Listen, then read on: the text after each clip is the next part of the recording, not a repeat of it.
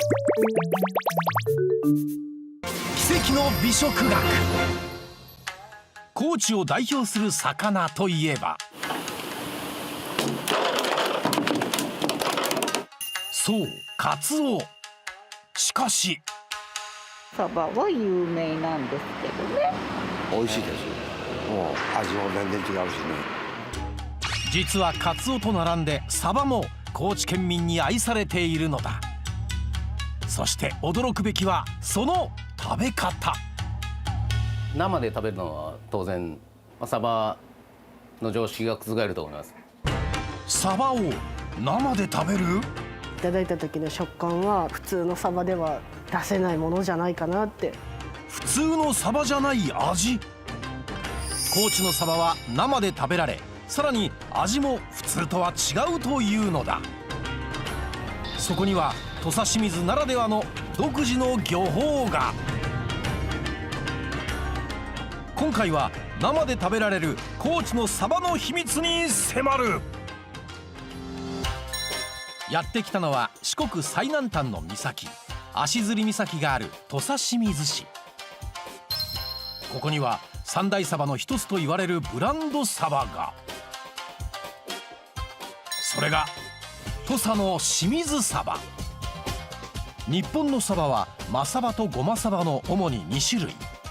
土佐の清水サバはゴマのような模様があるゴマサバ。そしてその食べ方に特徴が。サバの刺身定食です。はい、どうぞ。え、お刺身？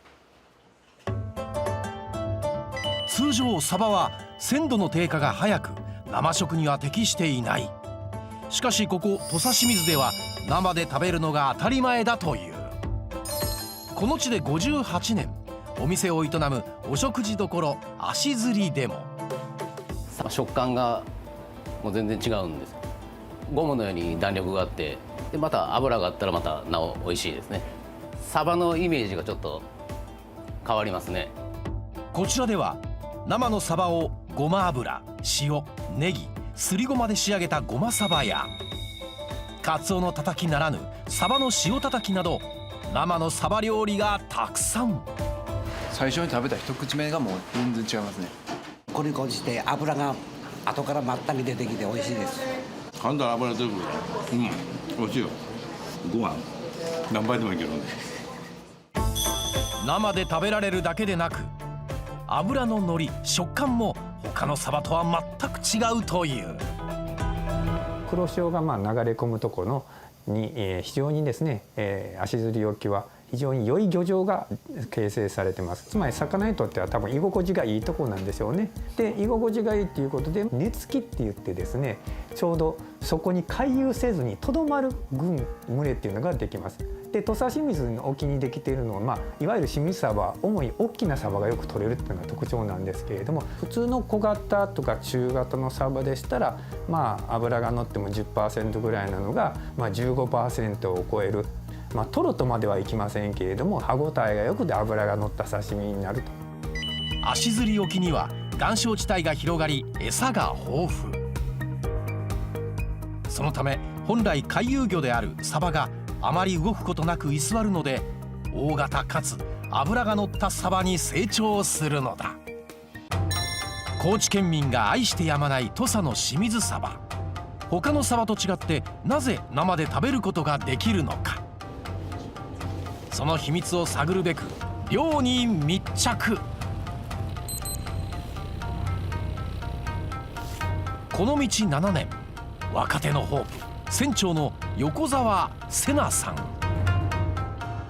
今から中塚っていう瀬のところへ向かって、そこで今主にね、ここ何週間か釣らせてもらってますね。実は横澤さん、23歳まで神奈川県でサラリーマンをしていたという脱サラ漁師。ちょっとやりますけどね。船を走らせること30分。サバのいるポイントに。ここからの漁のやり方が独特なのだ。サバの餌はイワシ、シイラの切り身など。餌のついた針を無造作に海へ。一体この漁は？なんていう漁なんですか？サバの縦縄漁になりますね。発泡スチロールの下に今は釣りを10本ばつけてから遠縄してほんでまた回収するっていう作業の漁になるんですね。全国でもこの縦縄漁っていうね漁自体が珍しいんで。サバは一般的に巻き網漁という漁で一度に大量のサバを水揚げするのが主流。しかし土佐の清水サバは餌のついた針が何重もついたテグスを海へ垂らし1匹ずつサバを釣り上げる縦縄漁という方法で漁を行う。巻き網漁と違いとても手間がかかる漁法だが、網とは全然、比べ物がならないほど鱗も剥げないし物はいい状態で手元まで船の上までは上がってきますね。そう1匹ずつ釣り上げるためサバ同士がぶつかり合わずサバにストレスを与えずに済む。それゆえ鮮度が保たれ生で食べられることができるのだという。ストレスをかけますとやはり我々と一緒で魚っていうのは運動にはアデノシン三リン酸という化学成分いわゆる僕ら ATP っていうんですけれどもこのエネルギーの元である ATP の含量が暴れさしますと極端に減ってしまいます。 ATP がなくなりますと硬直現象が早く起きる。その肉質の低下を防ぐような努力これがなされてきて清水サバの刺身が食べられるということになっています。土佐の清水サバが生で食べられる理由、その一つは一匹一匹大事にサバを釣り上げるこの縦縄漁に秘密があったのだ。すると横澤さんが潮自体は動いちょらん。最初に放り込んだ受けが今そこにあるんで後ろにこっちへ来たらあれやね波ないねその渦前から松尾に比べて。そうかいや波あるもんねあるけど潮は動いちょらんと。了解。実はこの日目星をつけた漁場の潮が全く流れていなかった。潮が動かないと魚も動かず餌に食いつかない。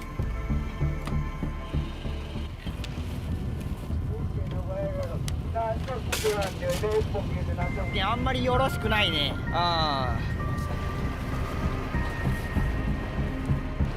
実際に漁場に行かないと潮の流れはわからない。その見極めが非常に難しいという。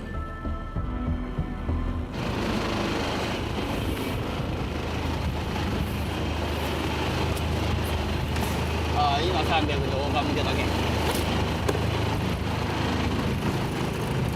どうしたんですか？今コースを変えたがす。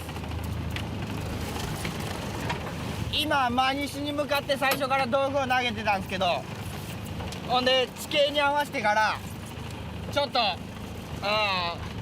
丘向けて潮が動いてないんで地形を読みより潮が流れているポイントに仕掛けを投入。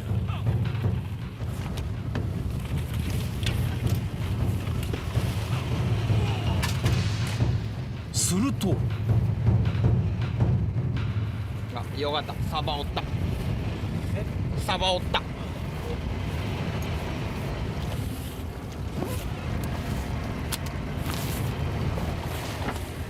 横澤さんの狙いが的中。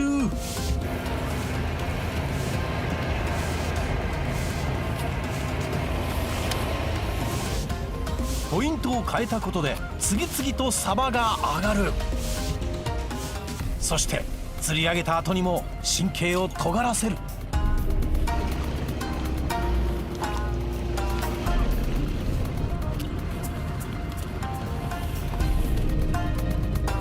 実は釣り上げてサバに触っている時間わずか2秒ほど。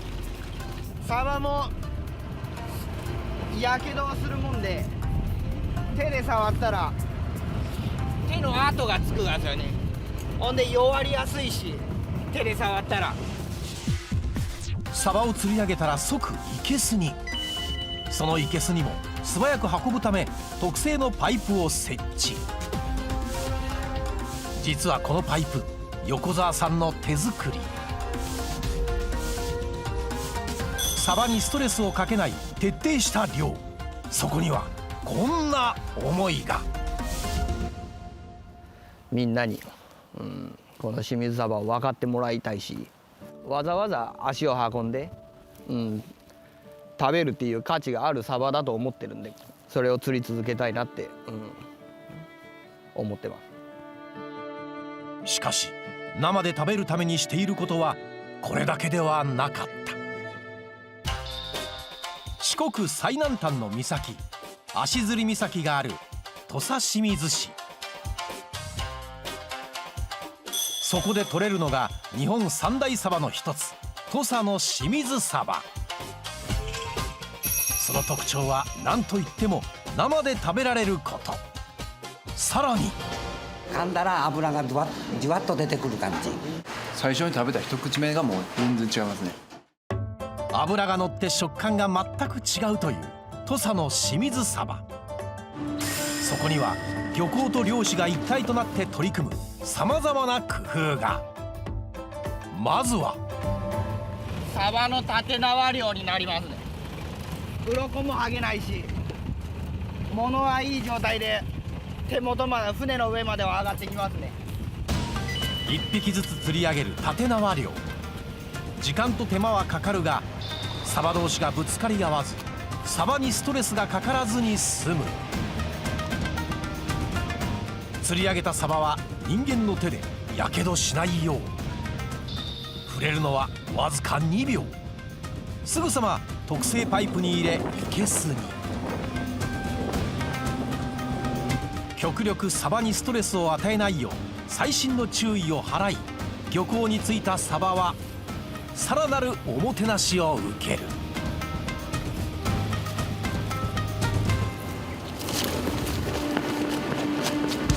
網にサバが入った瞬間走り出した。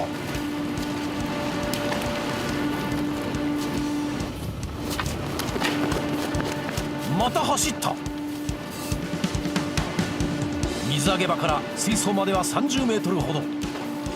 その距離を何往復もダッシュダッシュダッシュ。一体これは何をしているのか。あれはサバダッシュって言います。サバを船から水揚げしてなるべく鮮度を保つために素早く走って水槽の中に入れるっていうことです。やっぱりこの間も走らないとやっぱダメなんですか？ダメです。ストレスにもつながりますし、そのまま、もしかすると死んでしまうかもしれないので、なるべく早く海水の中につけてあげたいんで。わずか1秒ですらサバにストレスをかけたくない。なんというサバ愛。水槽までの30メートルを全力ダッシュ。これを通称サバダッシュというのだそう。そして水槽に入れるだけではない。サバへのおもてなしはまだまだ終わらない。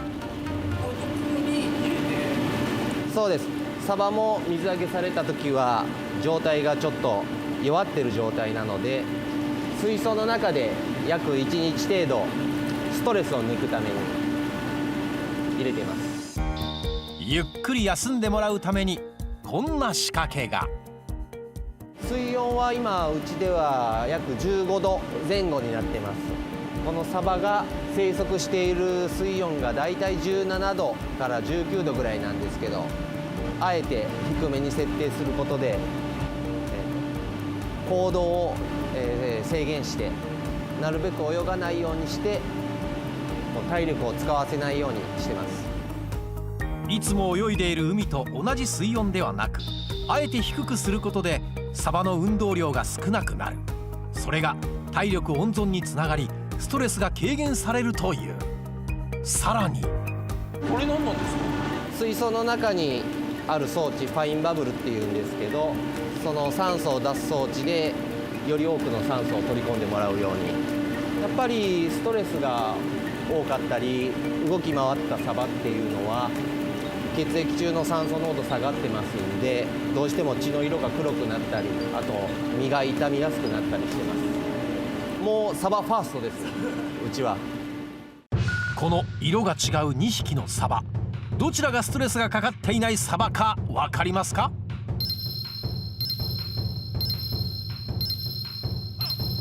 正解はこういう黒いのは今水揚げされたばっかりで泳ぎ回って疲れたりで、ストレスがない少ないサバっていうのは薄い黄緑色になってます。サバダッシュ、海水の温度、ファインバブルで本来の元気な姿に1日で戻るのです。やっぱり漁師さんも命をかけて魚釣ってきてますんで、僕らも適当にやるわけにはいかないと思って、昔一度ですね、酸素が少なくなって全滅っていう体験をしたことがあるんですけど、もうそれはもう頭真っ白でもう顔面真っ青です。もう二度とそういうことが起こらないようにもう常に気をつけて、サバの管理の方を今もしていっているところです。でもなぜそこまで品質管理を徹底するのか。やっぱり鮮度低下が非常に激しい魚なんですね。食感がプリプリとか歯ごたえがあるんですけれども、例えば、安静にストレスをかけてしまった魚を食べますと、そのような歯ごたえは楽しめません。最終的に出荷するまで品質管理をしっかりするかということが非常に大事になってきます。言ってみれば現在の清水サバは、土佐の自然が作り上げた、美味しい魚を人の手によってさらに、美味しく仕上げている、自然と人の、なんて言いますかね、努力の賜物ということになるかと思います。そして注文が入ると神経締め、血抜き処理を行いお店へと届けられる。そこまで徹底管理をしても生で食べられるのはその日のみ。そんな希少な土佐の清水サバだが、かつては生で食べられることがあまり知られていなかったという。当時を知る漁師は、昔はもう釣ってきたらものすごい量があったからですよ、清水サバの。でそれを温で残ったサバを生きた状態で沖で刺身にしてご飯だけ持っていてみんな食べる、その美味しいさをなんとか消費者のみんなにね、この前も食べらせれんのかいう側で始めたがこの清水サバの始まりですよ。かつて漁師たちが残ったサバを刺身で食べていたのがきっかけ。土佐の清水サバの美味しさが最も伝わる生の状態で全国の人に食べてもらいたい。その思いを胸に漁師と漁協が一体となり、徹底的な品質管理を行うように。そして33年前、土佐の清水サバとしてブランド化。その名は全国に広まっていった。土佐清水のお店では生のサバを生かしたさまざまなアイデア料理が。こちら足摺黒潮市場の名物はもちろんサバの刺身。さらに出汁をかけてお茶漬け風に食べるぶっかけ丼。ほとんどのお客さんが豪快にかき込むという。これは食べたい。地元鮮魚店が直営する利休屋では、甘辛さが癖になる生サバのユッケや生サバのカルパッチョも、地元のみならず全国から土佐の清水サバを求めてやってくる。しかし今ある問題が。それは高齢化による漁師の減少。土佐清水市は漁師不足解消のため2000年から支援制度を実施。最大20日の漁師体験、独立する際の漁船リース費の支援、さらに初めて2年間の研修中は月15万円を支給などの手厚い制度。実は前回紹介した横澤さんもこの制度を利用し奈川県から移住して漁師の道に。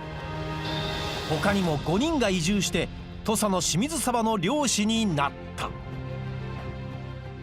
みんなが求める、清水鯖を釣って帰ってくるっていうのがまず目的であって、土佐清水の清水鯖に誇りを持って、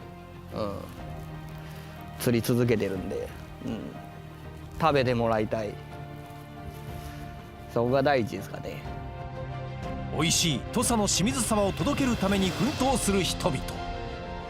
ぜひ現地で生の土佐清水鯖味わってみてはいかがだろうか。